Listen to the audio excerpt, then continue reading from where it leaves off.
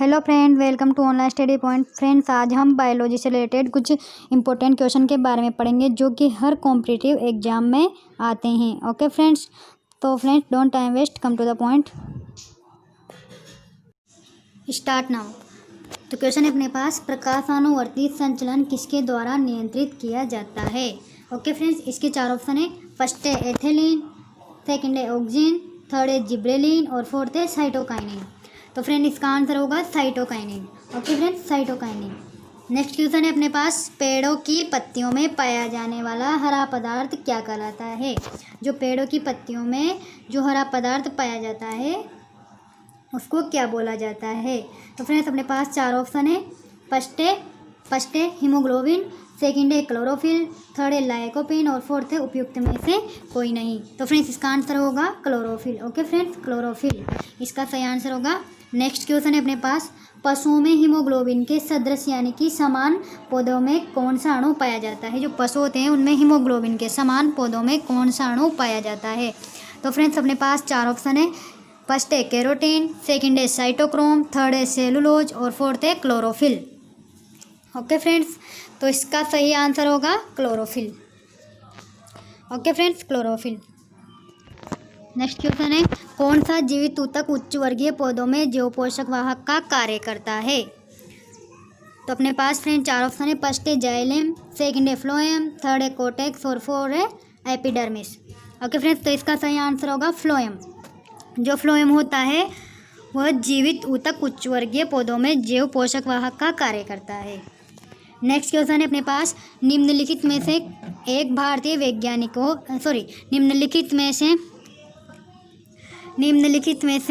किस एक भारतीय वैज्ञानिक ने पादपों में जल की लंबी दूरी के अधिगमन का सिद्धांत प्रस्तुत किया था। ओके फ्रेंड्स, तो अपने पास चार ऑप्शन है। फर्स्ट है जेसी बोस, सेकेंड है बीरबल साहनी, थर्ड है पी माहेश्वरी और फोर्थ है NS परिहार। ओके फ्रेंड्स, तो इसका सही आंसर क्या होगा फ्रेंड्स। इसका आंसर होगा जेसी बोस। ओके फ्रेंड्स, जेसी बोस ने भारतीय वैज्ञानिक ने पादपों में जल की लंबी आयु के अधिगमन का सिद्धांत प्रस्तुत किया था। नेक्स्ट क्वेश्चन है, किसके द्वारा आनुवांशिकता के विज्ञान को आनुवांशिकी कहा गया। तो अपने पास चार ऑप्शन है। फर्स्ट है मेंडल, सेकेंड है कोरेंस और थर्ड है मूलर और फोर्थ है वाटसन। ओके फ्रेंड्स, तो इसका सही आंसर होगा वाटसन। जो वाटसन नाम का वैज्ञानिक था, इसको आनुवांशिकता के विज्ञान को आनुवांशिकी कहा। ओके फ्रेंड्स, नेक्स्ट क्वेश्चन है, किसकी उपस्थिति के कारण किसी पादप कोशिका और पशु कोशिका, जिसको जंतु कोशिका भी बोला जाता है, इन दोनों में अंतर पाया जाता है। ठीक है, तो अपने पास चार ऑप्शन है। फर्स्ट है क्लोरोप्लास्ट, सेकेंड है कोशिका भित्ति, थर्ड है कोशिका कला जिसको सेल मेम्ब्रेन भी बोला जाता है और फोर्थ है केंद्रक जिसको न्यूक्लियस भी बोलते हैं या फिर नाभिक। ओके फ्रेंड्स, तो इसका सही आंसर होगा कोशिका भित्ति। कोशिका भित्ति के आधार पर इनमें अंतर पाया जाता है।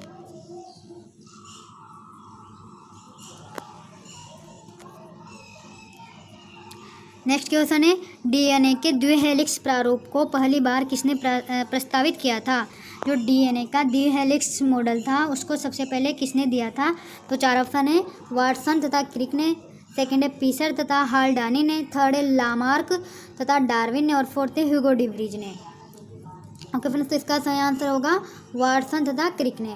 जो वाटसन तथा क्रिक नाम के कोई दो वैज्ञानिक थे, इन्होंने DNA के द्विहेलिक्स मॉडल प्रस्तुत किए थे। नेक्स्ट क्वेश्चन है, निम्नलिखित पोषकों में से कौन सा एक पौधों की कोशिका भित्ति का संरचनात्मक घटक कहलाता है।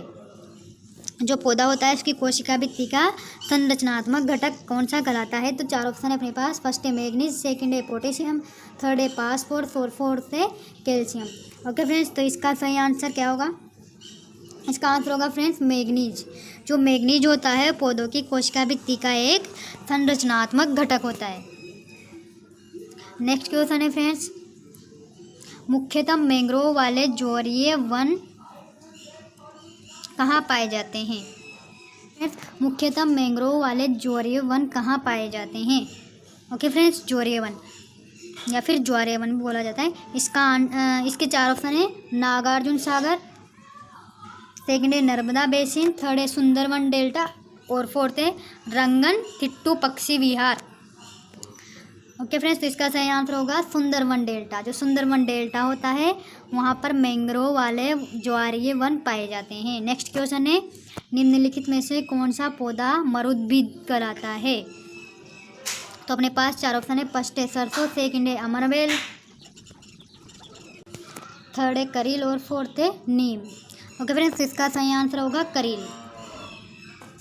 नेक्स्ट क्वेश्चन, निम्नलिखित में से कौन सा सबसे अधिक स्थिर परितंत्र या फिर पारिस्थितिक तंत्र भी बोला जाता है, जिसको वो कौन सा है। ओके फ्रेंड्स, यानी कि सबसे अधिक स्थिर पारिस्थितिक तंत्र कौन सा है। फर्स्ट है महासागर, सेकंड है वन, थर्ड है रेगिस्तान और फोर्थ है पर्वत। ओके फ्रेंड्स, तो इसका सही आंसर होगा महासागर। जो महासागर होता है वो सबसे स्थिर परितंत्र कहलाता है।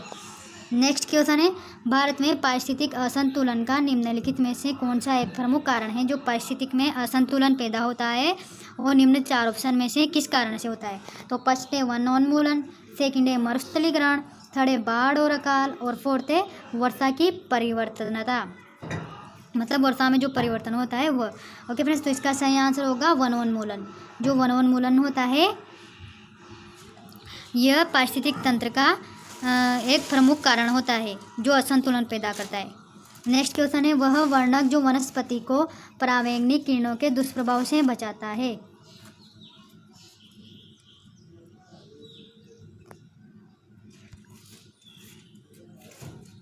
नेक्स्ट क्वेश्चन है वह वर्णक जो वनस्पति को परावैंगनिक किरणों के दुष्प्रभाव से बचाता है, मतलब वो कौन सा वर्णक है जो वनस्पति को परावैंगनिक किरणों के दुष्प्रभाव से बचाता है।